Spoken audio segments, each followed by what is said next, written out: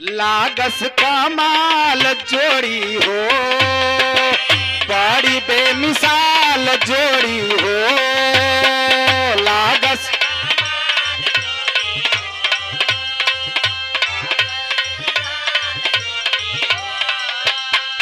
ये दुल्हा दुल्हन बदे और हीरो हीरोइन बदे हम ना कहत हई। जे यहाँ मंच पर वही आज दुल्हा दुल्हन रहला ओके बदे हमारा का। अरे लागस कमाल जोड़ी हो, बड़ी बेमिसाल जोड़ी हो। लागस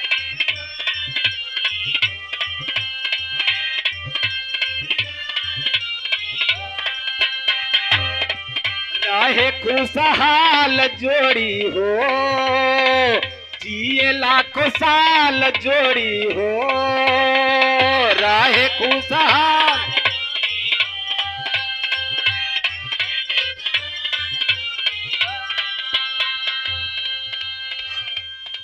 सारी जिंदगनिया बढ़े हो,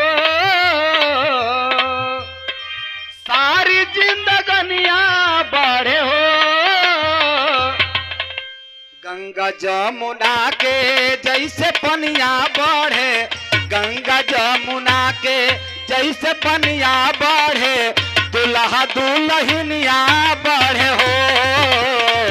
गंगा जमुना के जैसे पनिया बढ़े, दुल्हा दुल्हन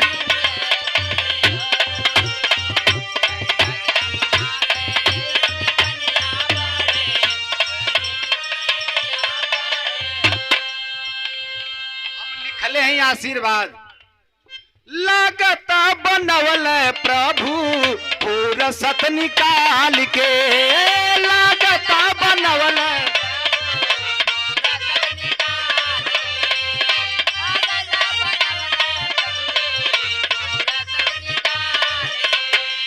राम सिया के जैसन जोड़ी कमाल के। राम सिया के बोल के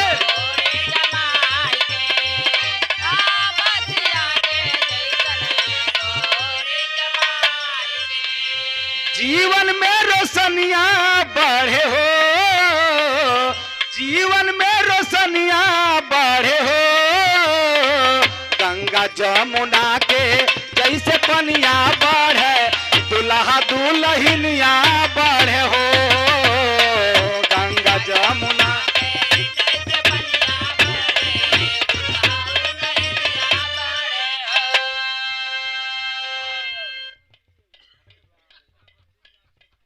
बड़ा भाग सिरावा पे से हरा बनाला, बड़ा भाग सिरावा पे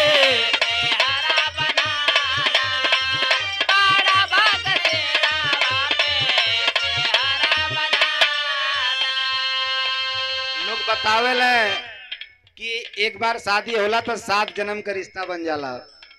ऐसे लिखल हो, जन्म जन्म के ही रिश्ता जुड़ जाला। जन्म जन्म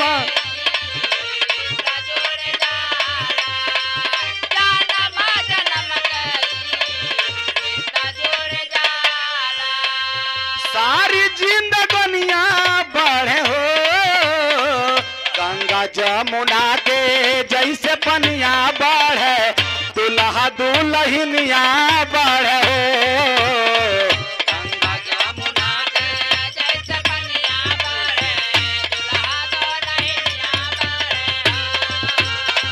गंगा जमुना के जैसे पनिया बढ़े, दुल्हा दुल्हनिया बढ़े हो।